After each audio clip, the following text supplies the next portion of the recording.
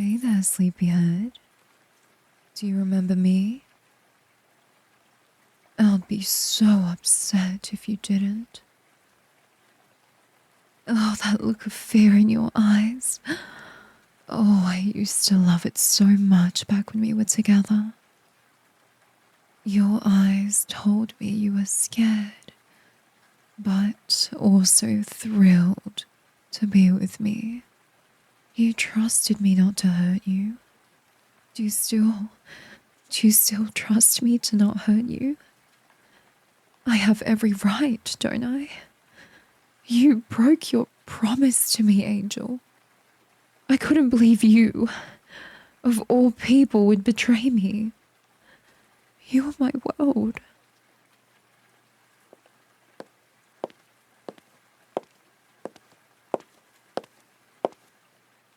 I should hurt you.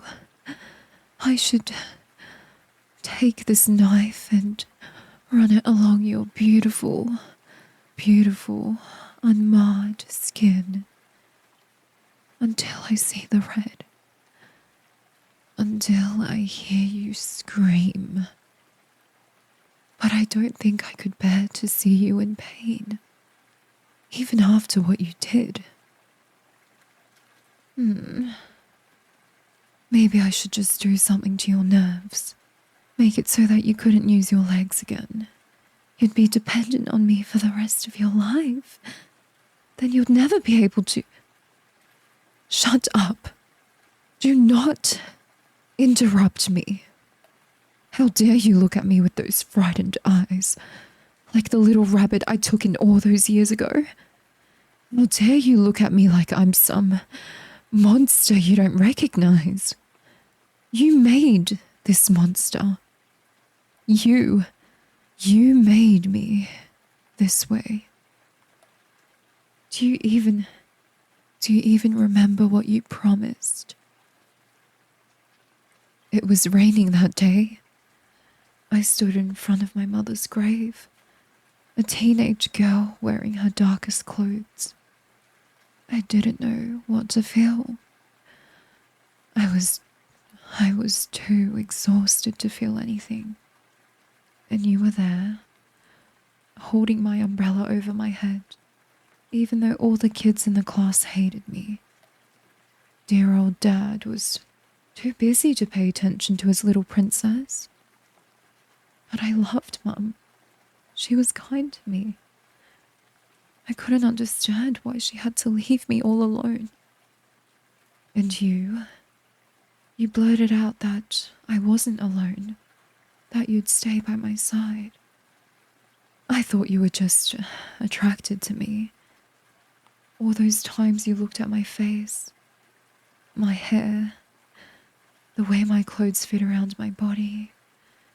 You loved what you saw, didn't you?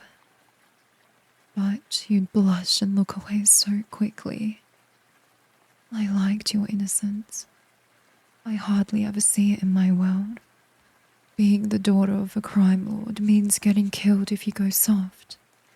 But you stuck around, not just because you had a crush on me. You didn't run the first time you saw me shoot someone, my little pet.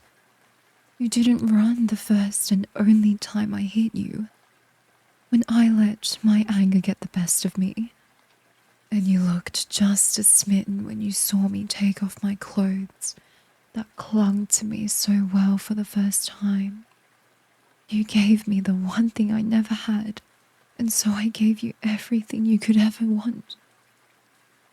I enjoyed spoiling you. You were my little pet. A silly little thing that decided he liked the most dangerous monster in the forest. I loved you. I really did. You had everything at your fingertips. Everything you could have ever wanted. All you had to do was just ask. It's too late for apologies. If I scared you, then you should have talked to me. But you decided you wanted me to suffer.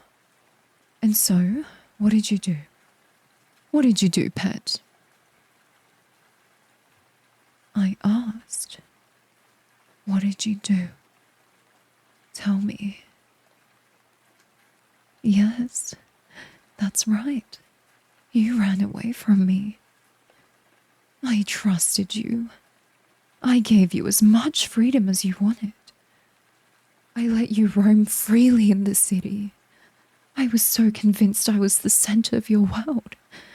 You promised you would stay. I trusted you. Look at me. If it were anyone else in those chains, I would have killed them by now. I don't tolerate betrayal. I don't tolerate disobedience. You're the only one I gave my heart to, and you threw it away like it was nothing. You hid from me for 1 year. Did you really think that you'd be safe?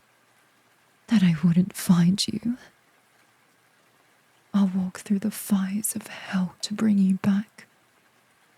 There's no place in the universe that can shelter you from me. If you really, really love someone, you put a leash on them, and that's what I did. You're my property. I own you as much as I own the Porsches and the Diors and the Chanels lying around. You can never erase me from your life. I'll always be the one holding onto your leash. You are mine. Mine. Mine. Yeah. And you wanted this, didn't you, my little pet? Deep down in your heart, you wanted me to find you. To reclaim you. To put you in chains completely at my mercy. Just the way it should be. Because you're mine. Mine. Mine, mine, mine, mine, mine. The little bunny's all mine. You're home now, little rabbit. I'm not crazy. Don't whimper, you precious thing. The knife isn't digging into your skin. I know what pressure is required to draw blood from a human neck. I never brought you to interrogations with me because I knew you couldn't watch. Do you not like how cold the knife is? Does the edge of the blade feel discomforting? You have no right to complain. You have no rights at all. I endured so much worse than this without you around. The nightmares came more often when I woke up. You weren't there to hold me, to stroke my hair, and to whisper in my ear that things would be okay. It was in the middle of winter and you weren't there to warm my bed. You left your scent all over my sheets, as if to mock me. You little...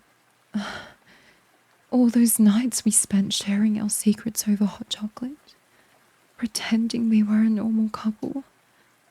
All those nights we stood on the edge of the balcony, looking over this monochrome city as I hugged you and rested my chin on your shoulder, smiling and believing you'd always be there to protect me from the rain. Did they mean nothing to you? Did I mean nothing to you?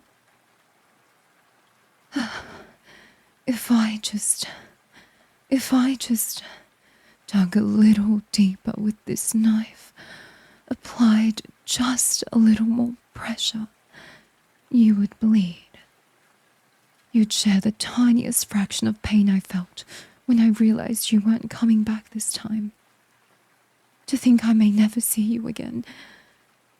You've hurt me more than any bullet or stab I've had to endure. But I can't hurt my little rabbit. After the first time I hit you, I promised I would never hit you again. Maybe you knew that before you ran away. You knew I couldn't bring myself to hurt you again when I found you. But you want to know something, love? Your family's not so lucky. There's that look again. But is that despair I see, mingled with the terror? Are you asking yourself, could she Could she really have? Oh, but she loves me. There's no way she would actually hurt my family. I very much would. I'll do anything to keep you from leaving again. This city and everything in it is mine.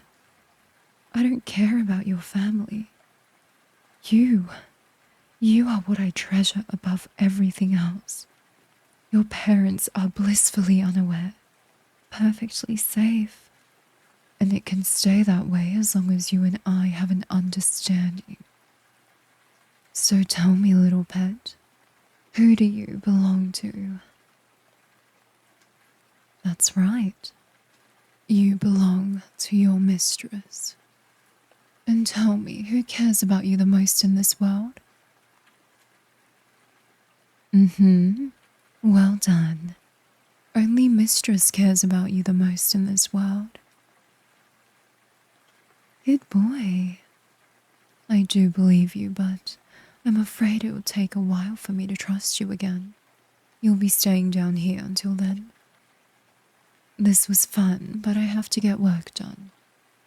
Don't go anywhere until I come back, okay? Oh, don't look so distraught. You were the one who wanted to get away from me. But now suddenly you don't want me to leave you all alone? I know you're sorry. I am too, for doing this to you, but you left me with no choice. I really find no pleasure in punishing you like this, pet. I want you to know that. You can join me upstairs in the future, once you've proved your love and devotion to me. When I come back later in the night, we can talk more. Maybe even snuggle a little. I'll take care of you, just like I always have. Okay, I'll talk to you soon. Sweet dreams, my little rabbit.